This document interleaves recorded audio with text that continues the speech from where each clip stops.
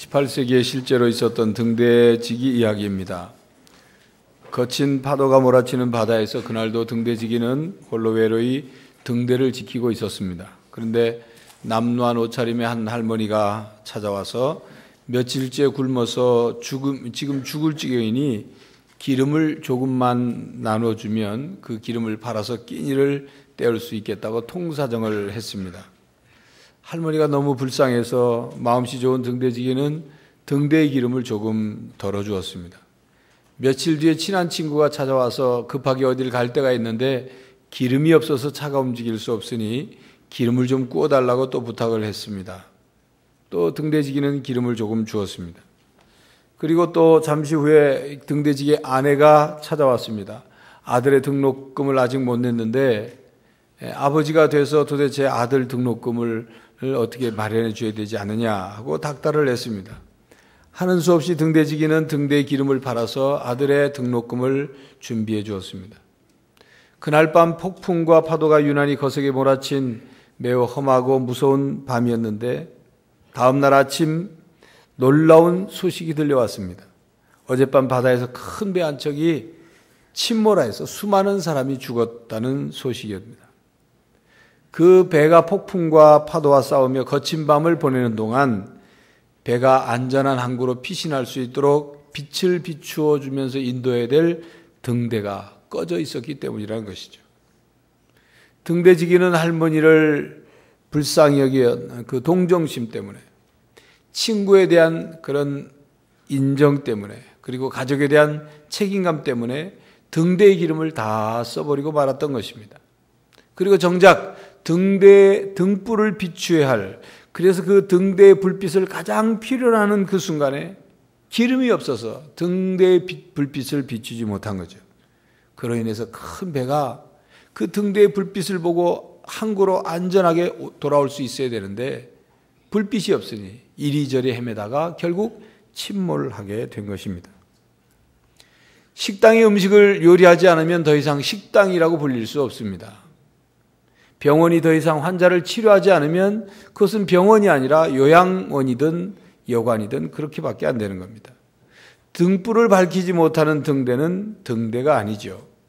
교회 여러분, 만약 교회가 사람을 구원하는 일을 하지 않는다면 빵을 굽지 않아서 더 이상 빵집이라고 불릴 수 없는 그런 빵집처럼 교회라고 불릴 수 없는 것입니다. 교회는 예수님께서 성령 하나님을 통해서 이 세상을 구원하시려는 사역을 위해 세워진 하나님의 공동체입니다.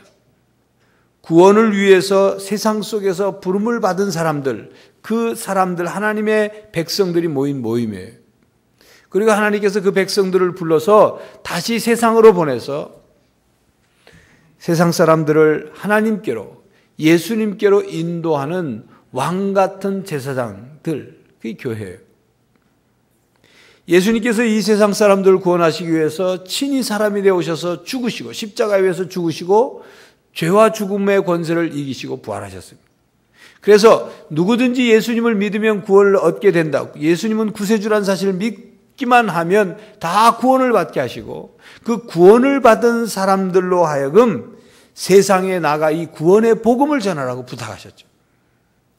예수님의 이 십자가의 구원의 복음의 증인이 되도록 하셨습니다.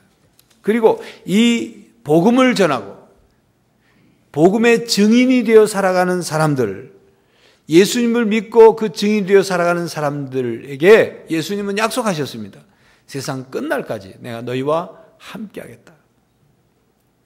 여러분, 교회가 오늘날 교회가 해야 될 일이 참 많습니다. 가난한 사람들을 구제해야죠. 또 사회적인 문제, 사회적인 책임도 감당해야죠. 환경 문제도 신경을 써야 되고, 또 어떤 지역사회의 건강한 문화를 형성하는 데도 역할을 해야 되고, 북한 동포들에 관해도 관심과 어떤 도움을 줘야 되고, 또 우리나라에 들어와 있는 외국인 노동자들에 대한 관심도 가져야 합니다. 그뿐만 아니라 교회 안에는 교인들을 가르치고 훈련하는 일을 교회가 해야 되고 또 교인들을 관리하고 신방하는 일도 해야 합니다. 성도들이 서로 교제를 잘 하고 교회 안에 있는 기관과 교회 안에 있는 어떤 소그룹들이 건강하게 잘 활동할 수 있도록 또 도와야 돼요. 이 외에도 교회가 해야 할 일이 참으로도 많습니다. 이 모든 일이 다 중요합니다.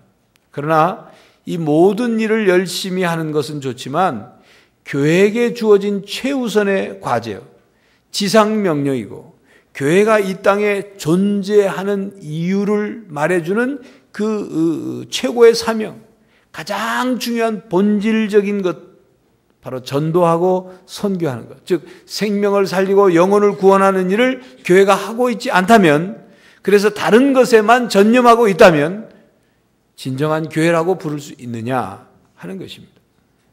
앞에 등대지기의 이야기가 바로 그 이야기죠. 만약 그가 등대지기가 아니었다면, 그가 가지고 있는 등대지기가 아니지만 그가 가지고 있는 기름을 가지고 불쌍한 할머니를 돕고 친구를 돕고 자식에 대한 책임을 다한 사람이란 그는 훌륭한 사람이죠. 그러나 문제는 그가 등대지기였다는 것입니다. 등대의 등불을 밝혀야 할 등대지기였다는 거죠. 그가 사용해야 할 기름은 등대의 등불을 불키는 데 사용해야 했대요, 그 말입니다. 그러나 그 기름을 다 나눠주고 난 다음에 결국 그 등대의 불을 켜지 못했기 때문에 큰 배가 폭풍과 파도에서 씨름하다가 항구를 찾지 못해 결국 수많은 사람의 생명이 배와 함께 침몰해 죽은 것이죠. 바로 거기에 문제가 있는 것입니다. 교회가 영혼을 구원하고 죽음과 멸망을 향해 가고 있는 사람들에게 복음을 전하고 구원하는 일, 그것은 무엇보다도 중요한 것입니다. 여러분은 어떻습니까? 여러분은 영혼을 구원하고 죄와 죽음으로 가고 있는 사람들에게 복음을 전하고 그들을 구원하는 일에 여러분들은 어떤 역할을 하고 있느냐 그 말이에요. 여러분들이 직접 전도를 하고 직접 선교사가 되어서 파송되지 않았지만, 그러나 여러분들이 전도와 선교를 하는 일에 그 어떤 작은 역할이라도 하고 있느냐 그 말이에요. 오늘 본문 말씀의 빌립은 예수님의 부름을 받았죠. 그랬더니 먼저 안드레와 베드로가 부름을 받아서 예수님의 제자가 되었을 때 이 빌립은 베드로와 안드레와 같은 동네 사람이기 때문에 굉장히 친숙함을 느꼈을 거예요. 그 그룹에 들어갔을 때. 이 빌립은 그 후에 나다나엘을 찾아갑니다. 나다나엘에게 가서 모세가 율법에 얘기했던 바로 그분, 메시아, 선지자들이 얘기했던 바로 그분인 나사렛 예수를 내가 만났다라고 나다나엘에게 말을 합니다. 그러자 나다나엘이 나사렛에서 무슨 선한 것이 나겠느냐, 그런 얘기를 하죠. 그래도 빌립은 와 봐라 그렇게 말을 합니다. 그랬더니 나다나엘이 예수님께 나왔습니다. 우린 여기에서 빌립과 나다나엘의 관계를 한번 살펴볼 필요가 있습니다. 만약 빌립과 나다나엘이 아주 가까운 사이가 아니었다, 잘 모르는 사이였다면 빌립의 말을 나다나엘이 들었을까요? 웬 사람이 와가지고 그렇게 얘기하는데. 그리고 이 빌립과 나다나엘이 서로 알고 있었다 할지라도 빌립이 나다나엘에게 그 믿을 만한 사람, 신뢰할 만한 사람이라고 비춰지지 않았다면 빌립의 말을 나다나엘이 들었겠느냐 그 말이에요. 그 나다나엘의 성경 지식으로는 나사렛에서 메시아가 태어날 거라는 그런 지식을 갖고 있지 않았습니다. 그렇기 때문에 나사렛에서 무슨 선한 것이 날 수 있겠느냐 이런 생각을 해요. 나사렛 예수, 그는 사실 예수님이 나사렛에서 태어난 건 아니죠. 근데 나사렛 예수는 메시아가 될 수 없다는 생각을 갖고 있는 그 나다나엘이 생각을 바꾼 거예요. 왜요? 자기가 믿는 저 빌립이 얘기하는 거라면 내가 한번 속는 셈 치고라도 한번 가보겠다고 마음을 바꾼 거죠. 그만큼 빌립이 나다나엘에게 있어서 어떤 관계였는지는 우리를 쉽게 생각해 볼 수가 있습니다. 빌립은 자신이 경험한, 자신이 가지고 있는 좋은 것을 자기 혼자만 갖고 품고 있는 그런 자세가 아니라 자기가 가지고, 자기가 발견하고, 자기가 깨달은 것에 대해서 좋은 것, 바로 그것에 대해서 다른 사람의 뭔가를 나눠주고 소개하고 싶었던 그런 마음의 자세를 가지고 있어요. 그래서 나다나엘에게 그렇게 전한 거예요. 이것을 우리는 관계전도라 그렇게 말합니다. 거리에서 전도지나 또 물품이나 아니면 찬양을 크게 틀어놓고 예수를 믿으라고 전하는 것을 우리는 노방전도라 그렇게 말합니다. 가정 한 가정을 방문해서 노크를 하고 초인종을 누르고 그 가정의 문을 열어주면 전하는 것, 그걸 축호전도 혹은 방문전도라고 말합니다. 노방전도나 방문전도도 필요하죠. 그런데 통계에 따르면 교회에 나오게 된 동기를 묻는, 교회에 나온 사람들 중에 교회에 나오게 된 동기를 묻는 그 질문에 대한 대답을 보니까 75%에서 90%가 관계전도예요. 아는 사람을 통해서. 가족, 친구, 이웃, 가까운 사람, 아는 관계를 통해서 교회에 나오게 됐다는 것입니다. 그리고 전도의 많은 결실을 보니까 낯선 사람을 접촉해서 복음을 전해서 전도가 되는 경우보다 아는 사람에게 복음을 전할 때 그가 마음을 열고 받아들이더라 그 말입니다. 그러니까 우리가 해야 될 전도는 우리가 복음을 전할 때 누구에게 어떻게 전해야 되느냐 하면 이미 관계가 형성된 사람들 또는 복음을 전하기 위해서 관계를 형성한 뒤에 복음을 전해야 된다 그 말입니다. 그러니까 나의 친구나 가족이나 이웃이나 가까운 이들에게 사랑과 기도를 집중해야 한다 그 말입니다. 말로만 해서 되는 것이 이제 아니라 그들의 생각을 바꾸고 그들의 마음에 믿음을 갖게 하기 위해서는 그들의 필요를 채워주고 그들과 함께 시간을 갖고 그들을 섬기고 사랑으로 행할 때 그리고 난 후에 진심으로 자기 마음속에 있는 진심 어린 말로 초청할 때 그가 마음을 열고 받아들이더라 그 말입니다. 한번 복음을 전했더니 즉시 그 자리에서 회심하고 돌아오는 경우는 전혀 없는 건 아니지만 적더라 이것입니다. 함께 그들과 시간을 보내고 지속적이고 무조건적인 사랑을 해줄 때 그들이 복음을 들었을 때 그들의 마음을 열더라 그 말입니다. 나 혼자서 복음 전하고 나 혼자서 전도하는 일도 소중하지만 그러나 혼자서 전도하는 것보다 많은 사람들이 힘을 합하여서 전도할 때 효과가 있더라 그 말입니다. 주위에 많은 크리스찬들을 소개하고 인사하고 서로 안면이 있고 얼굴이 있고 관계가 형성되어 있을 때 그가 교회에 나왔을 때 훨씬 더 교회에 정착하고 뿌리를 내리는 일이 쉽더라 그 말입니다. 여러분 방문전도나 노방전도가 불필요하다는 말이 아닙니다. 분명히 하나님은 방문전도나 노방전도를 할 때 하나님이 준비시켜 놓은 한 영혼이 있어요. 분명히 있어요. 그러나 우리 모든 교인들이 전도하는 데 있어서 우리 스스로가 가장 두려워하는 게 뭡니까? 나는 말 못하는데, 난 용기가 없는데, 나 혼자서 될까? 이런 생각 때문에 두렵고 무섭고 또 꺼리고 힘든 거죠. 모든 교인들이 삶 속에서 가까운 사람들과 관계를 맺으면서 그들을 구원하기 위해서 관심을 갖고 예수님의 사랑을 조건 없이 지속적으로 그들을 섬기고 돌보고 사랑을 베풀어 관계를 형성한 뒤에 진심으로 예수님을 소개할 때 그 영혼을 사랑하는 마음으로 내가 믿는 내가 섬기는 내가 모셔드린 예수님 그 예수님이 얼마나 좋은지를 진심으로 소개할 때 그들의 마음이 열리더라 그 말입니다. 그렇기 때문에 여러분 식당이나 어떤 그 사업체를 거래하면서 내가 식당에 간다든지 내가 어느 가게나 혹은 어느 사업체에 물건을 팔아준다든지 할 때 섣불리 교회에 나오라고 말하는 것 그건 좀 잘 생각해서 지혜롭게 해야 돼요. 무슨 말인지 여러분 입장을 바꾸고 생각해보세요. 내 물건을 팔아주는 사람이 양정교회 교인만 팔아주는 게 아니라 다른 절 다니는 사람도 팔아주고 있단 말이에요. 그럼 양정교회 교인이 내 물건을 팔아주니까 교회 나오라고 한다면 절 다니는 사람이 팔아주면서 절 나오라고 하면 거기도 가야 되고 양정교회도 가야 된다는 얘기예요. 무슨 말이냐면 조건적이고 거래적인 관계로 전도해서는 안 된다. 그 차원을 넘어서야 된다는 거예요.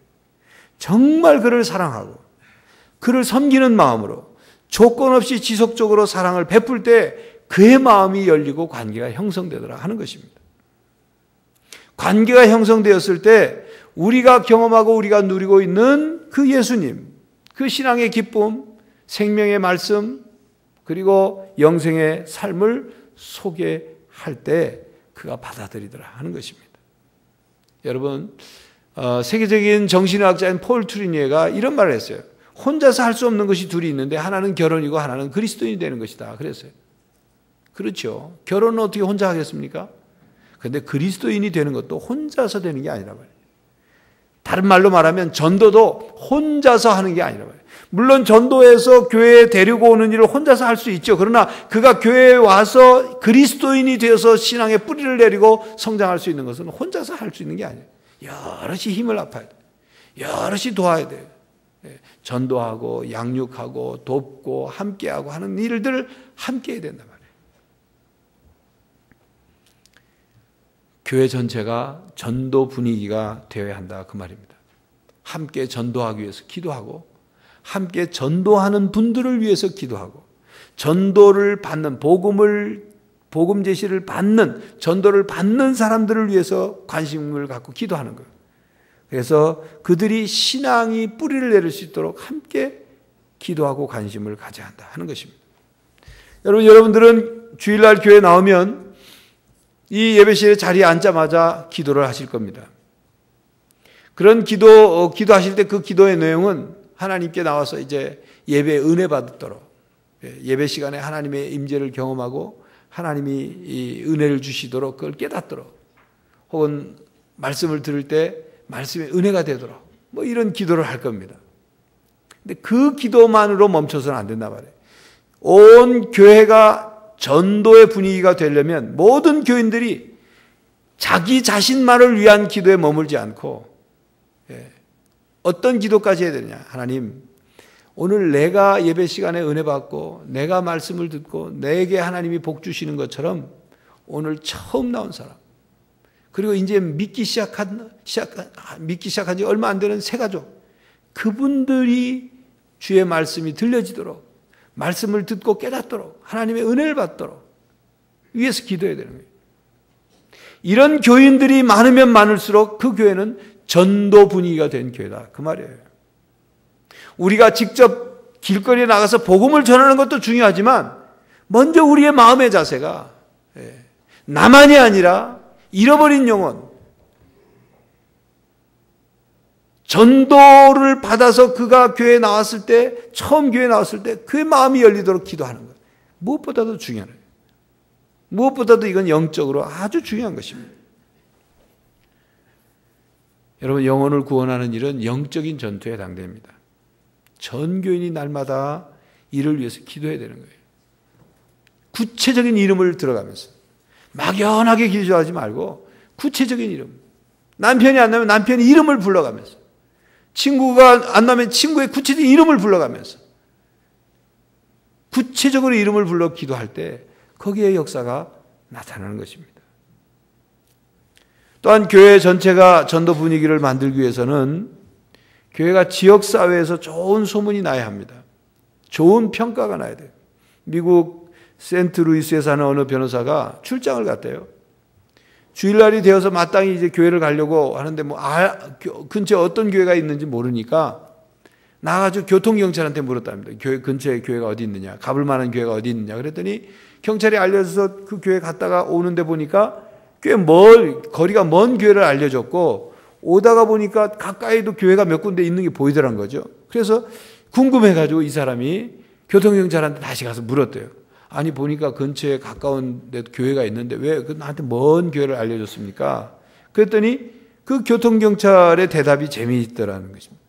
사실 자기도 그 먼 교회를 자기도 한 번도 가보지 않았다는 거예요. 교통경찰이. 그런데 왜 그 교회를 소개해줬냐 그랬더니 자기가 수년간 같은 자리에서 교통 정리를 하다 보니까 그 교회 성도들의 얼굴이 제일 밝더라는 거죠. 교인들의 얼굴이 전도지가 된 거죠. 여러분 이세경이 활동한 아테네 철학자 중에 그 현존하는 기독교 변증서 자기가 기독교인이 아니면서도 기독교에 대해서 좋게 기독교에 대해서 이렇게 변증을 해준 그 변증서를 쓴 아리스티데스라는 사람이 있습니다. 그런데 그가 로마 황제 하드리안에게 기독교에 대해서 변증한 그 보고서가 있는데 그 보고 내용 중에 뭐라고 말했냐면 초대교인들을 향해서 이렇게 말했어요. 보십시오. 저들은 서로 사랑합니다. 여러분, 만약 아리스티데스가 오늘 우리 교회 모습을 누구에게 보고한다면 뭐라고 보고할까요? 양정교회 교인을 보십시오. 저들이 얼마나 서로 돕고 서로 세우고 서로 사랑하고 함께 즐거워하고 기뻐하는지, 얼마나 저들의 얼굴이 밝고 웃음이 많은지, 기쁨이 있는지, 행복해 보이는지, 그렇게라고 말할까요? 여러분, 어떤 사람이 이 지역에 이사 와서 지역 주민에게 이 근처에 가볼 만한 좋은 교회가 어디 있습니까? 라고 물었을 때 그 교회 안 나오는 지역 주민이 양정교회라고 소개를 할 것 같습니까? 우리 교회가 지금 하고 있는 지역사회 섬김 사역은 그 지역사회 섬김 사역을 통해서 금방 무슨 전도의 열매가 막 쏟아져 나오는 사역이 아닙니다. 본래 지역사회 섬김 사역은 오랫동안 무조건적으로 지속적으로 하는 사역이에요. 그래서 지역에 양정교회가 왜 필요한지를 알려주고 교회의 이미지를 쇄신하고 교회에 대해서 오해하고 있는 부분들을 긍정적으로 이해시키고 또 우리가 하는 사역을 통해서 지역사회의 문화, 건강한 가치관을 지역에 형성하고 그래서 장기적으로 이 일이 선교적인 방향으로 나가는 거예요. 이게 지역사회 섬김 사역. 여러분, 우리가 도서관을 하고 있는데 도서관 책 빌려준다고 그거에 감격해서 금방 교회 나옵니까? 아니에요. 그렇게 기대하면 그건 무리한 거죠. 끊임없이, 지역사회 끊임없이. 그래서 양정교회가 우리 지역에 꼭 있어야 된다. 그리고 그 교회에서 하는 일들을 보니까 나도 신앙을, 종교를 갖는다면 양정교회에 나가야 되겠다. 이런 마음을 갖도록 해주는 거예요. 이게 지역사회 섬김 사역입니다. 여러분, 현대인들은 지쳐 있습니다. 여러분도 지쳐 있죠. 이기적이고 아주 지나친 무한 경쟁 그런 사회, 이기주의적이고 무한한 그 경쟁 사회 속에서 우리가 살아갑니다. 그래서 서로 사람들이 짓밟고 밟히고 상처받고 사람들에게 시달리고 보금자리가 되어야 할 가정도 대화가 없고 사랑도 없고 서로 무관심하고 서로 소중하게 생각지 않는 가정들이 되어버려 가고 있어요. 그래서 정말 사람으로서 정말 마음을 열고 순수하게, 다른 것 조건도 없이 순수하게 마음을 열고 대화하고 함께 웃고 함께 사랑을 느낄 수 있는 그런 공동체를 현대인들은 갈망하고 있어요. 우리 교회가 바로 그런 공동체가 되어야 된다, 그 말이에요. 어떤 사람이든지 오면 정말 마음을 열고 내가 세상에서 맛보지 못하는 그런 편안함과 사랑과 기쁨을 내가 양정교회에서 맛보고 있구나 하는 것을 느낄 수 있게 해야 된다, 그 말입니다. 그렇기 때문에 그런 교회가 되기 위해서는 적어도 교회 중직자들이라면 교회 낯선 얼굴과 새 가족들이 보이면 반갑게 인사부터 해야 된다. 중직자가 아니더라도 마찬가지입니다. 만약 중직자이면서도 아직도 자기가 아는 사람, 자기와 가까운 사람하고만 그런 사람들하고만 인사한다면, 그래서 처음 나온 사람, 새 가족, 평소에 자기와 가깝지 않은 사람하고는 인사하지 않고 관심도 갖지 않고 있다면 그건 중직자로서 좀 모자란 사람입니다. 중직자는 계급이 아니죠. 섬김의 직분입니다.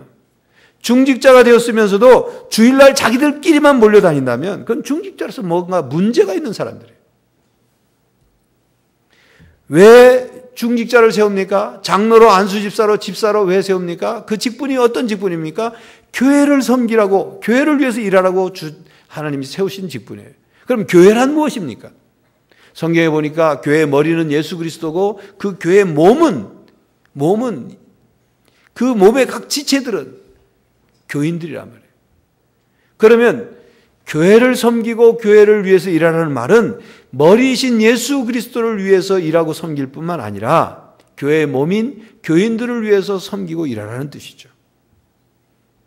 그렇게 교인들을 위해서 일하라고 섬길 때 엄청난 희생을 할 수 있다면 좋겠지만 그러지 않을지라도 최소한 교인들에 대해서 관심을 갖고 인사를 하고 친절하게 하고 그게 기본 아니겠습니까? 그런데 이 관심도 인사도 친절도 섬김도 없고 교회의 지체 중에 일부인 자기들끼리만 뭉쳐 다닌다면 그것은 그리스도의 몸인 그 몸이 근육이 뭉쳐 있거나 피가 뭉쳐 있거나 신체 한 부분이 오그라져서 펴지지 않은 그런 상태와도 같은 것입니다. 다시 말하면 그리스도의 몸에 무슨 오십견이나 근육통이나 신체가 오그라진 그런 병든 상태를 만드는 것과 같다 그 말입니다. 그런 의미에서 한번 따라하겠습니다. 모든 교인에게 목사에게 인사하듯 인사합시다. 여러분들이 저를 보면 주일날 보면 반갑게 인사하지 않습니까? 그런 것처럼 저에게 인사하듯이 다른 교인에게도 그렇게 인사하시라 그 말이에요. 또 따라하겠습니다. 모든 교인들에게 목사가 인사하듯 인사합시다. 주일날 우리 교회에 나오신 모든 분들에게 제가 그냥 인사하듯이 반갑게 인사하듯이 여러분들이 인사하면 된다 말이에요.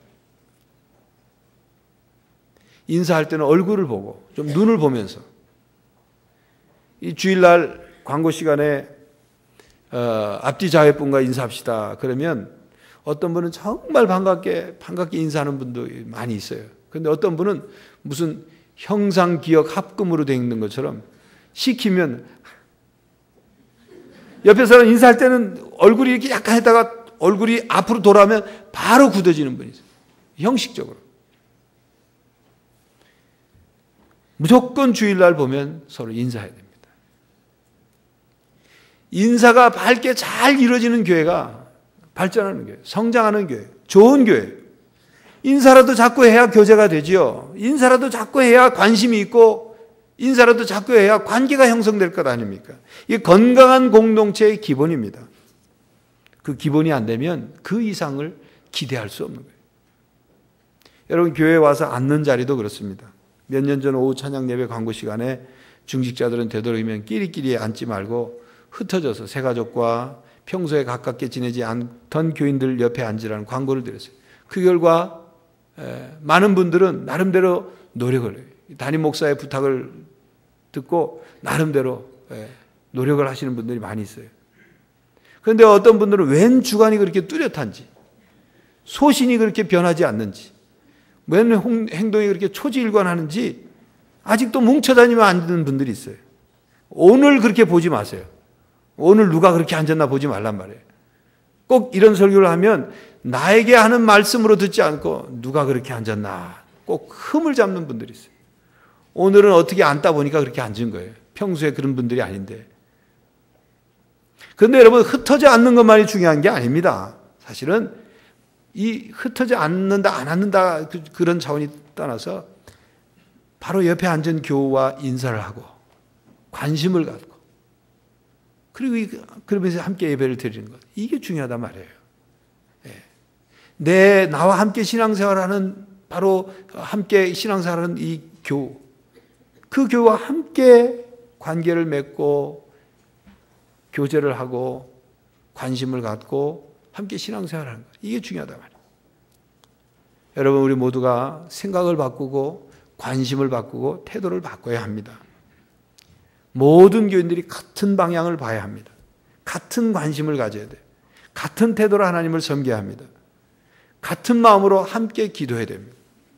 하나님의 마음으로 세상을 바라보고 하나님의 마음으로 비신자들을 불쌍히 여기고 하나님의 마음으로 그들의 영혼을 어떻게 구원할까 천하보다 귀한 그 생명을 어떻게 살려낼까 그걸 안타까워하고 고민하고 눈물로 기도하고 함께 몸부림치는 것. 한 생명이 엄마 뱃속에 잉태돼서 해산하고 그가 사람 구실을 할 수 있도록 성장하게 되는 것 그게 쉬운 일이 아니지 않습니까? 그처럼 한 영혼을 구원하는 일도 그렇게 힘이 드는 거예요. 해산하는 고통이 있는 거죠. 여러분 중에 처음에 교회 나와서 신앙생활 할 때 다른 사람들이 나를 아는 척하지 않고 그래서 처음에 참 적응하기 힘들고 어려웠던 분들 있을 거예요. 그런 분들은 마음으로 다짐을 하십시오. 마음을 다짐. 나는 비록 처음 양정교회 나와서 신앙생활할 때 힘들고 외롭고 어려웠지만 만약 누군가 그렇게 나처럼 새로 나와서 어렵고 힘든 사람이 있다면 내가 그를 찾아가서 그가 외롭거나 힘들지 않도록 도와줘야지. 다짐해야 되는 거예요. 며느리가 시어머니에게 그렇게 구박을 받고 난 다음에 자기가 며느리 볼 때 똑같이 그렇게 하면 그건 좋지 않은 대물림이에요. 우리의 무례함과 무관심과 이기심 때문에 가족이나 친구나 이웃을 주님께로 인도하지 못하는 일이 없어야 한다 그 말입니다. 우리의 마음의 생각을 바꾸고 관심을 바꾸고 태도를 바꿔야 합니다. 예수님께서 우리를 사랑하시고 우리를 구원하신 것처럼 우리도 다른 사람을 사랑하고 그 사랑하는 방법이 관심을 갖고 인사하고 친절을 베푸고 그를 위해서 기도하고 이건 다 할 수 있잖아요. 입을 열어서 다른 사람의 나가 노방전도는 하지 못해도 이건 할 수 있잖아요. 교회가 영혼 구원과 새 생명에 대한 관심이 없으면 그 교회는 머지않아 문 닫는 교회가 될 수밖에 없는 것입니다. 우리 교회가 금년에 알파코스 사역 1기, 2기를 마쳤습니다. 알파코스 사역은 온 교회가 함께하는 전도 사역입니다.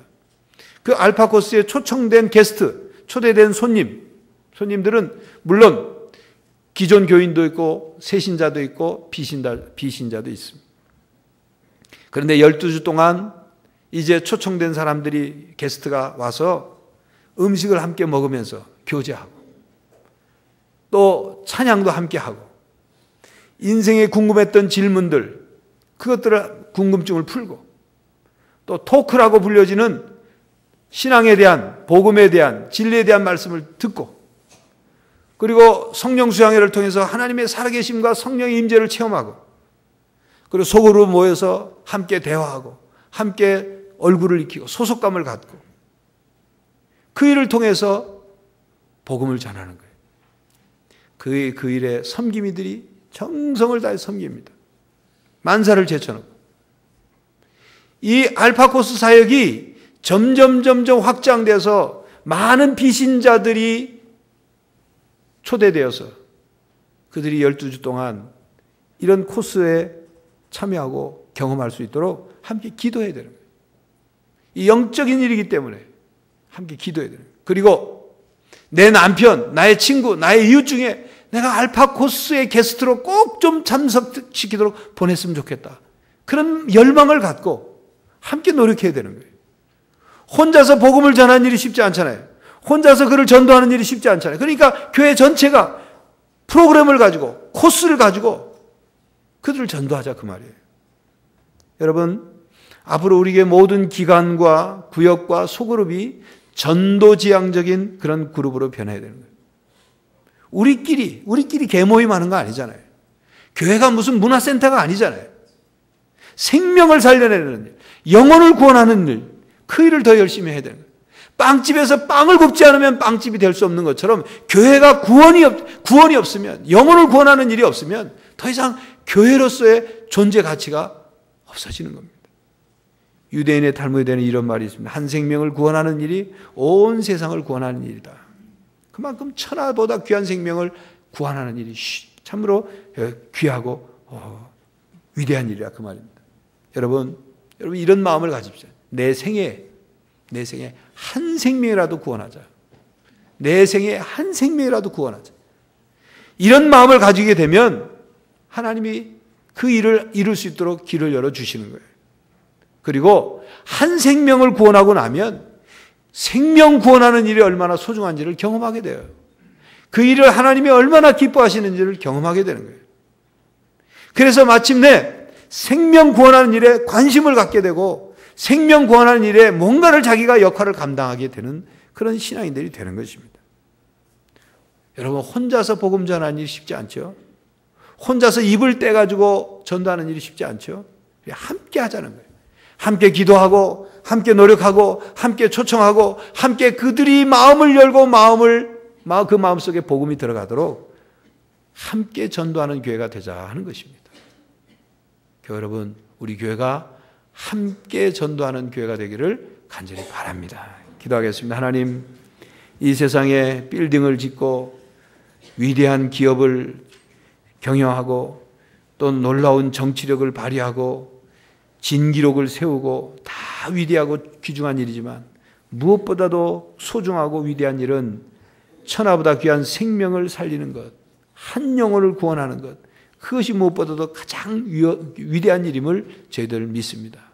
주님, 저희들의 마음속에 구원을 시키고자 하는 열망, 영혼을 구원시키고자 하는 열망을 넣어주시고 그 하나님 아버지의 마음을 넣어주시고 그리고 우리 모두가 함께 기도하며 함께 관계를 맺고 조건 없이 지속적으로 그들을 섬기고 그래서 그들의 마음이 열리고 그래야 교회로 초청하고 그들에게 복음을 전하고 그들의 영혼이 구원을 얻도록 하는 함께 전도하는 교회가 되게 하여 주시옵소서.